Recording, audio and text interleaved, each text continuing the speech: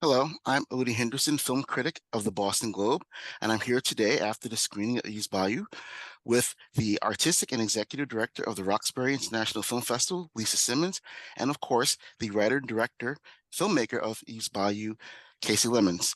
Hello, everyone. Hello. Hello. So I guess since people have seen the movie, I don't have to worry about spoiling anything. I guess I should start with just saying how much I adore this film.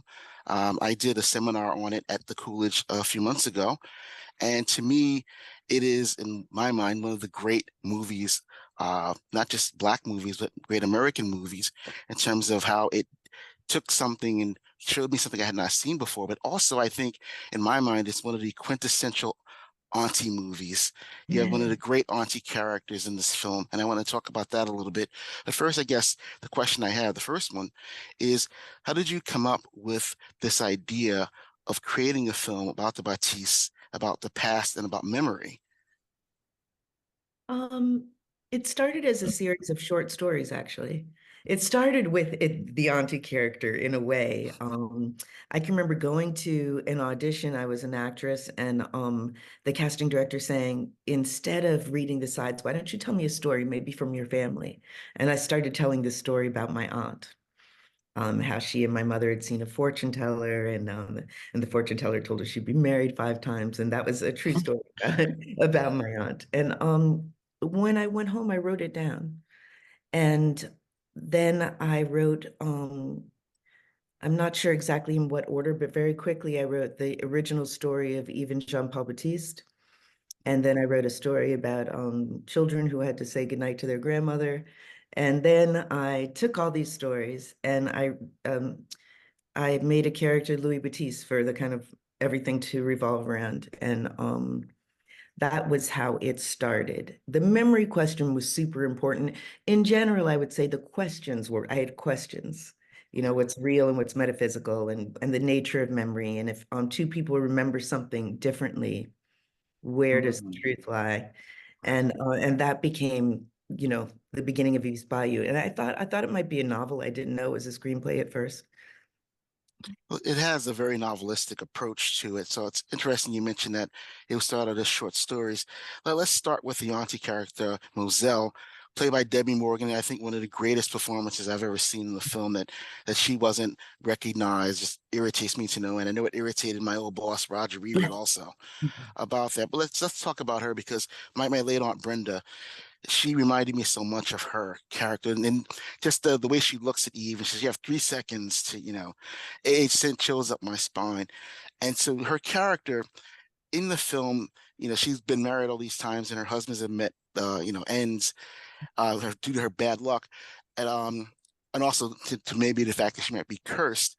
But the interesting thing I found about her is that, as you mentioned, that a fortune teller, a reader, and I was able to just accept that for a couple of reasons. It not only from the perspective of, say, something like a Latin American kind of novel where there's magical realism and it's just basically accepted without any kind of question, but also because when I was a kid, we had a reader, that's what they called it in my neighborhood. And my aunts and my mom would go to this reader. So that scene where Diane Carroll says, look to your children, and Moselle has the vision. Something similar happened to my mother and me. And also, additionally, I'll never forget this. The reader told my mother that my soul had been here before. And it explained why I was such a grumpy kid. But also, I was irritated because I'm like, I got my soul came from the damn Goodwill. So I found that fascinating. But the whole Moselle character, I think she says at one point about Lewis, um, we're very much alike. We're two sides of the same coin, my brother and I. We're not much different. And I think that's a theme of your movie. Maybe I'm misreading this, and that, Uncle Harry, the character played by Brent Marsalis, is the coin. And I think that a lot of these characters are two sides of the same coin. You know, um, Moselle and Eve for the obvious reason that they have the site, and Lenny and Maddie, and so on. Am I misreading this or just using Moselle as the jumping off character? Because I think she's also not just tied to Eve, she's tied to Lewis in that Yeah. Lewis is like a version of her, but he's not observant. No, exactly. I mean, no, she says we're a lot alike, my brother and I. I mean, she's, they are a lot alike. They have a weakness of they have a weakness that that and a great strength, but they have a similar weakness. They're kind of weak for love, actually. And I think she does see them as very different, but kind of two sides of the same coin. And that character was so much fun to play with. It was based on my aunt, who was psychic and spookily so. And also, when you speak to your experience, that's what I was trying to talk about, just the Black experience and how spirituality is often so linked to us and is part of our families and our histories. And that was something that I wanted to kind of bring to an audience. And it really works, at least for us. Everyone I know that has seen it as black or brown has come to an experience that they could see themselves and their family in it. And so the cinematography, I want to talk about that very briefly. This movie is gorgeous for starters. Amy Mhm. Vincent did the cinematography, and it's one of those things where you can actually feel the heat of the film, of the location. And I think it's just fantastic there. But so it's a gorgeously shot movie.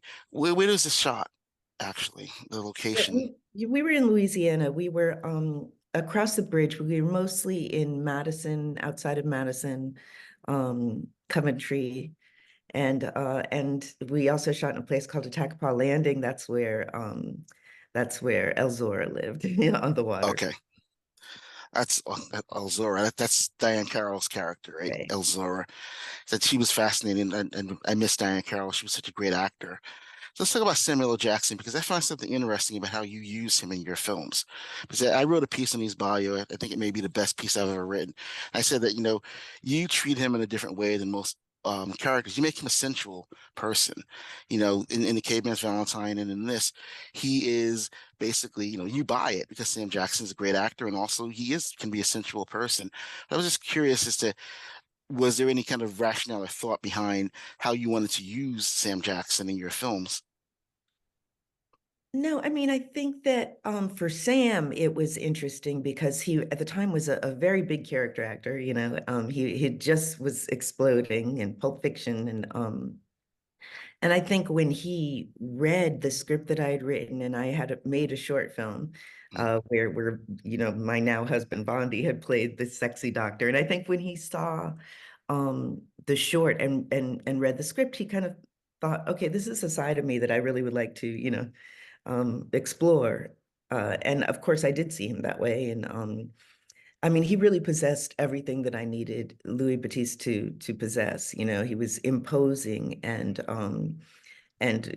attractive and attracting and powerful and all of these qualities, and yet not afraid to show human frailty and color, Right.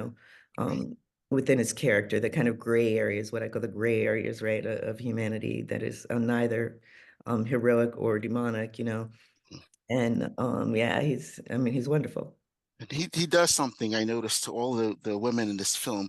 He like caresses their face, or like he touches their chin, or just does something, and it kind of just at that moment, whatever their anger or whatever it is dissipates. He's just his little charming way of getting their attention. He does it to Eve, he does it to Cicely, he does it to Lynn Whitfield's character.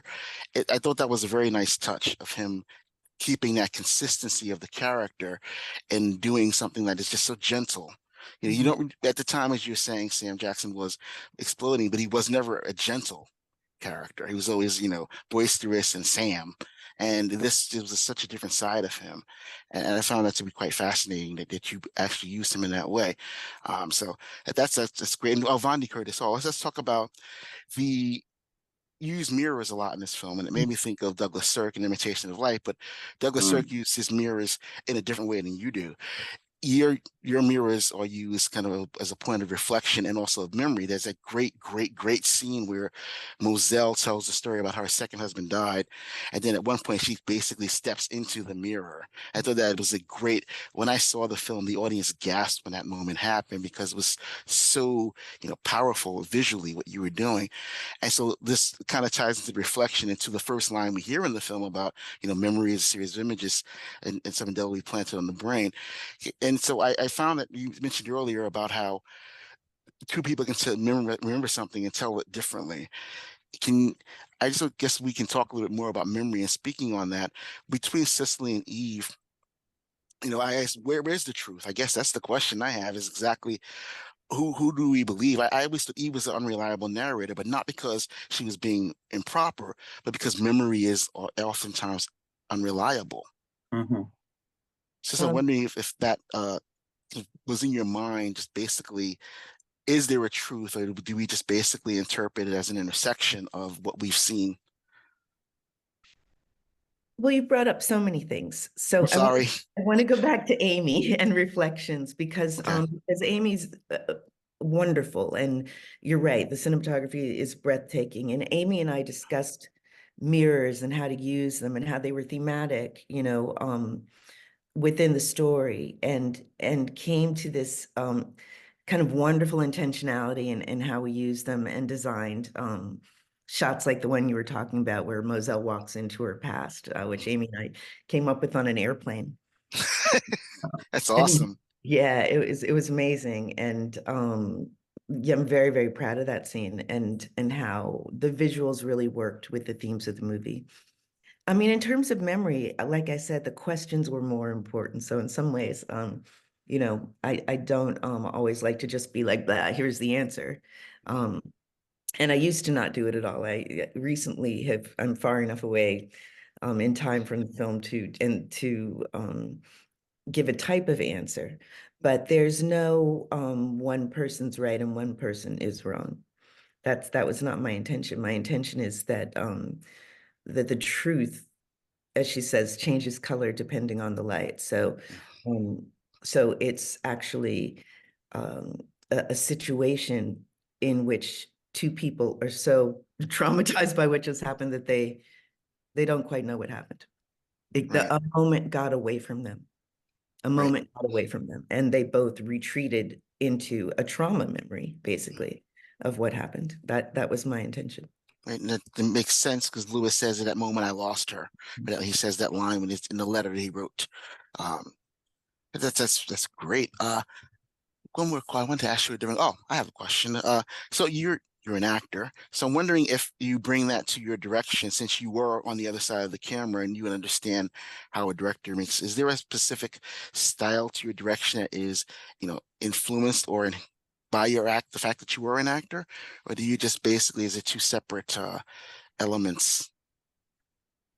I've heard that it matters, from my actors, but no, I can't say.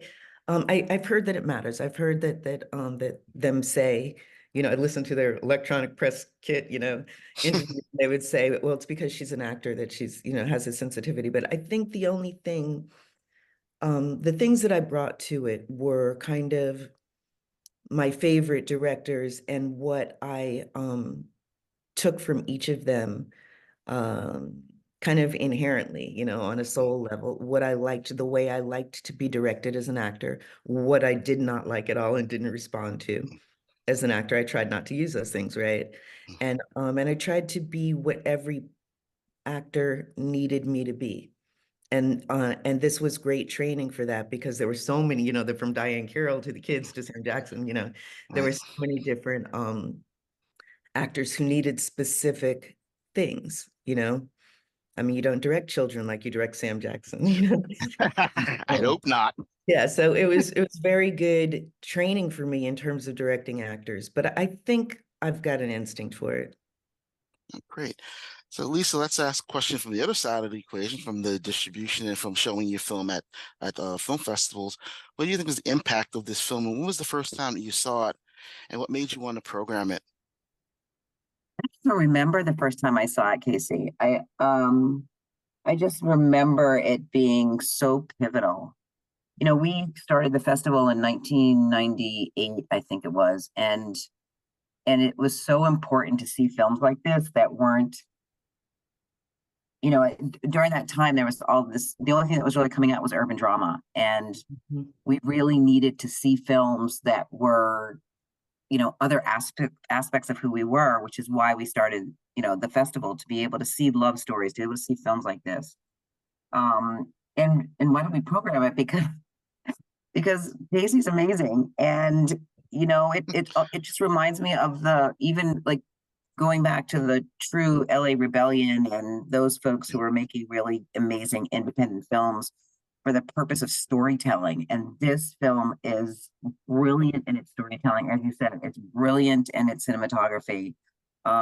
It is has this lyrical way to it that you don't often find in a lot of movies and black movies. And it was really black love and black family. When were we seeing that, right? In Mhm. the early 90s. And Casey, you wrote this in like 93, right? 92, but yeah, 92, 93.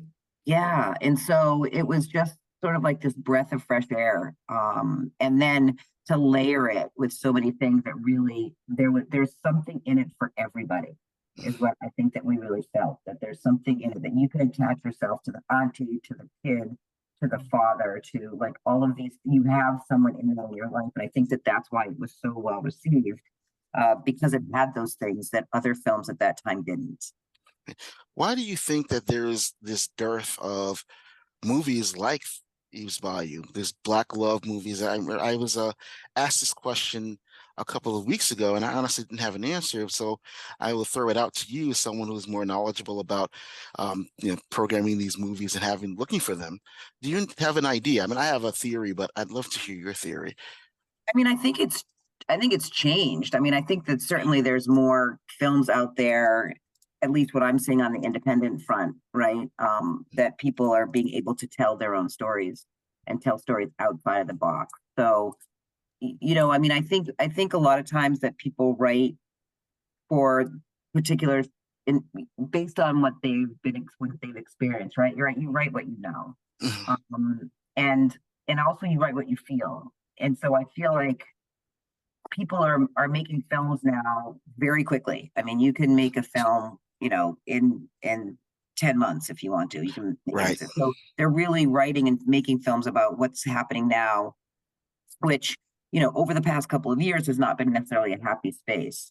But I've noticed in the last 2 years we've seen a lot more films about black love, about black family, and I think it's because there are more people telling those stories. But I think that there's also an appetite for them, especially in the black and brown community. That those are we want to see those. We want to see ourselves. We want to see, you know, couples fall in love. We want to see families together. And so, I mean, I maybe there could be more, but I am actually seeing more coming through.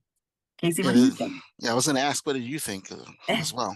No, I mean it's changed. I mean, it's changed so Yeah. much since when I started making films. You know what I mean?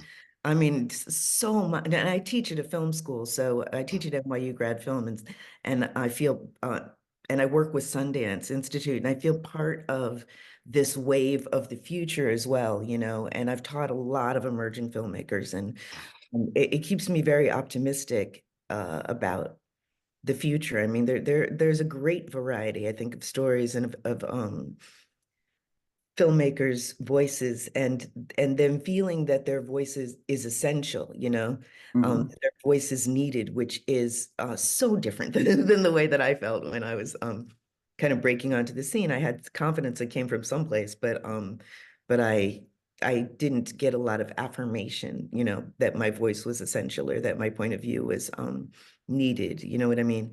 And so I really do feel that we're in a different time, um, and I see a great variety of different kinds of movies. Getting the audience there is not always easy. Mm. All right, So that's that was part my of the next problem. question. Is to That's part how of, do yeah. right? How do we get the audiences? I mean, I'm a film critic, and I know enough about a lot of movies that are coming out, even some of the independent movie things like Rye Lane and some other things that are coming out. But even, I mean, for the general public, forget about me for a second, or for someone that's in the industry. How do we get this to the general public? Because there are a lot of movies that you're saying that may be being made we're not hearing from, and obviously having something like the Roxbury Film Festival gives you an opportunity to showcase these films. But how exactly would we make them more, you know, the public more aware? Is there a possible way? I know it's different now than it was when you were doing your film, but at the same token, it seems like maybe it's not, in terms of distribution and awareness. Well, distribution has changed a lot too with the streamers, right? So it's Right. become much more exciting. I mean, thank God for festivals, really. But it's become much more much easier to get your film seen. But there's still getting the audience there is still tricky, you know? Hmm. And that's something that we constantly have to work with. It has to do with marketing and I mean, I would love to hear what you guys think it has to do with, but we're always trying to figure it out. You know, how exactly do you get the audience there? You know, how, Yeah, I mean, I think you're right, Casey. You know, for us, it's outreach. It's like really like looking at a film, figuring out in the community who are those people to connect with to have them come into the film. You know, Q&As are really important. If you can have the filmmaker there or somebody that's going to draw someone in. I mean, it's right. Viewing audiences have changed, right? And the people that were going to the movies are now staying at home. They're building home theaters. Right. But, you know, I mean, we all know how important it is to see a movie with other people, whether or not they're, you know, you're talking to them, you're feeling them in that space and you're getting energy from that space. So we are constantly, you know, making sure that we have a film, if we have a film about, you know, church, it's like how many, like, let's blanket the churches, tell people about it, make sure they come and sort of like individually go out there and try to do outreach.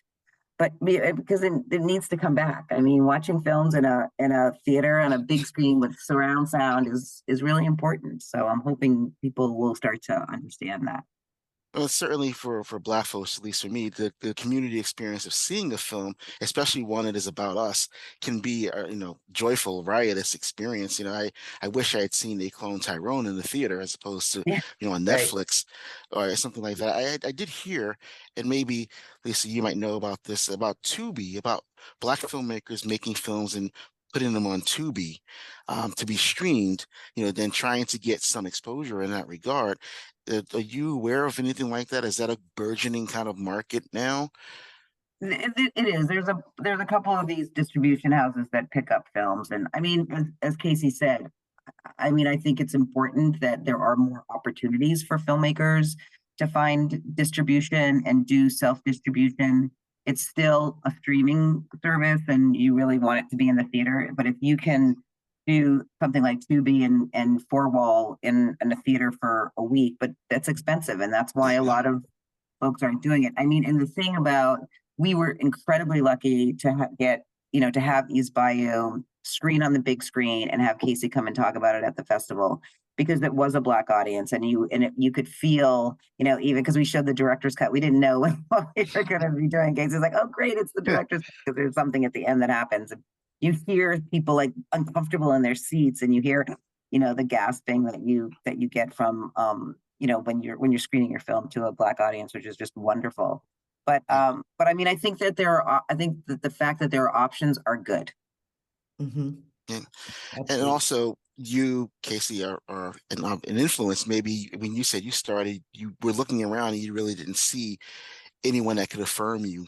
But now you are someone who affirms other filmmakers and inspires them. And also you teach. Do you have any advice for the filmmakers or for writers, especially who are and directors to making their own films? Do you have any advice about, just what to do about writing and directing? Just like some Well, general advice or just, that you wish you had when you started directing. I think recognizing that your voice is essential and recognizing that and looking at it that way, you have something to give, you have something that the world needs. It helps bring us together and make the world smaller and it helps us to be understood culturally, which is vitally important. We we respectfully ask to tell our own stories, right? Mhm. We want to present ourselves, and I think that's important no matter who you are. Bring us into your culture, bring us into your country, and that is how we create community, like a world community. And so I think that filmmaking is very powerful, and yet it is difficult. It is very difficult. And in some ways, you can't take no for an answer. You just have to be determined to do it, know that you have a vital story to tell, and that must be told, and a belief that somehow by telling your story makes the world a better place, you know, that you're on a kind of heroic mission. That's what I wish I had been told. And for festivals in general, any advice, Lisa, about festival going or just any Oh, I mean, I feel like Casey said it. Like festivals are really important. All, they really give an opportunity for filmmakers to not only show their work but to meet each other. I think that it's not just when we talk about audience being in the same space. Filmmakers need to be together. They need to learn from each other. They need to connect with each other. They need to see other films instead of their own. They learn, they grow, I think it's really essential that if you can get into a festival, that's wonderful. If you can't go to the festival, I think it's just as important for you in your journey as a filmmaker to connect with people. I think that's it's part of the business. It's part of your job, really, right? Casey, as a filmmaker, to do that work. No, that makes perfect sense. So just a quick question about the festival itself, the Roxbury Festival. You say you started this in 1998. Was that what you mentioned? Did you? 1999. Yeah. Oh, wow, it's a 25 long time. years. We just whatever that is. We just celebrated our 25th anniversary. Happy anniversary. But before that, here in Boston, were there any festivals that catered to black and brown filmmakers at all, or was it something that No. you've decided as a need? No. Yeah, I mean, I think that was the reason why it started. It started with another organization that's no longer in existence, Act Roxbury, who got a grant, and my business partner at the time, Mike Trent, and I were asked to be a part of it because we had just started a small film collaborative because we weren't seeing images that looked like us, and we wanted, and as Casey, I was an actress for a number of years and was not getting roles that would have, that would have been interesting, and so I knew people are out there writing, so wanted to create this sort of like opportunity to come together again as a collective and talk to each other. And then the festival, because a lot of these films weren't getting into other festivals because they didn't understand them, right? They weren't urban dramas, so white festivals, we don't know what to do with this. Black love, black family, and so it seemed the right thing to do to support these local filmmakers in order to help them, see their film on screen, which is huge, and then have them talk to each other and network with each other. So I think that is really why it happened, and it continues to go on because of that. And then we've seen over the course of the last 25 years, my goodness, so many film festivals dedicated to black and brown filmmakers, which is really exciting because then they can go from place to place and they continue to see each other. Right. That is really exciting, and it's great that you have this festival here. One last question for both of you.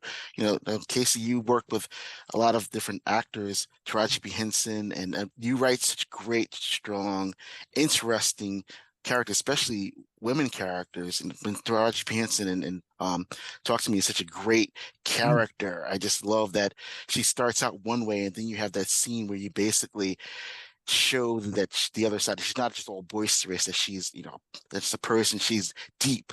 And I found it to be fascinating. And the roles that you were getting, both of you, back when you were actors, they were not as deep or as as that. So I'm assuming that's what's inspired both of you to do what you're doing on the festival side, looking for films like that, what you're doing on the filmmaking side. Basically writing these performances. I just wanted to get your final thoughts on, your experience as an actor before you decided to do this, that these things were not there, and how did that inspire you to just basically go the paths you did? Well, yeah, I can tell you very directly that I started actually writing for friends of mine to do scenes in acting class that weren't the same scenes over and over again. But I definitely was inspired by what I craved as an artist, and I was doing what I call Black girl best friend roles, and I'm very grateful for my acting career, Right. really deeply grateful that I worked, but I craved more. So directly, once I got out of the short story phase and the novel, right, the thought that I might be writing a novel with Eve's Bayou, I set out to write myself the greatest role ever, which was Moselle, and I thought I would grow into it. You know, I thought one day, you know, maybe I'll be able to play this role. And then the film kind of happened faster, and you know, thank God you know, I found Debbie. But it really, I wrote the role of Moselle thinking, you know, what is a role that I really would love to play? And so that was, I was directly inspired by the roles I was getting. That's almost like Clint Eastwood sitting on Unforgiven all the time that he did until he aged into the role he wanted to play. Thankfully, not that you would be bad at all, but thankfully Debbie is just so fantastic in that movie. I'm glad that it happened as fast as it did, so we can get her performance. Absolutely. So, Yeah, it Lisa, was on incredible. your side I as the mean, I think festival for me, person. it was really, I was doing a lot of like commercials and industrials, and, I'd see the same people at auditions all the time. And I'm like, it didn't really matter whether or not, I had the talent to do it. It was really about what I looked like. So it was like, oh, do you have curly hair today? Are you?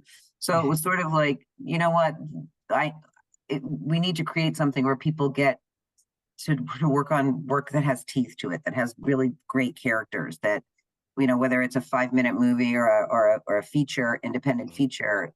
I think that people need the opportunity to actually work, and so that's why I sort of started the color film, and then we started doing Rock's film, and continue to do that because I think it's really important.